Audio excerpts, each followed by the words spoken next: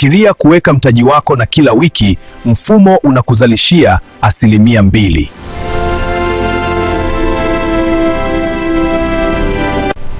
Kidogo kinaonekana kawaida, lakini consistency hubadilisha kila kitu.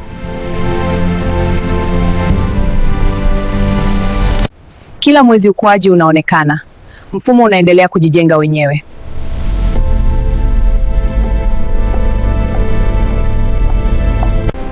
Na mwaka unavyokamilika, unaona nguvu ya mfumo uliochagua.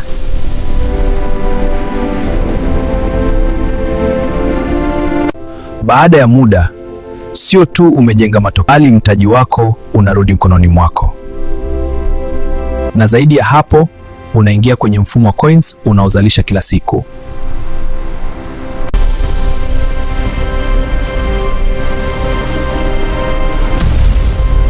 Utakuwa na uwezo wa kuswap na kuingia kwenye thamani ya soko. Swali sio kama mfumo upo.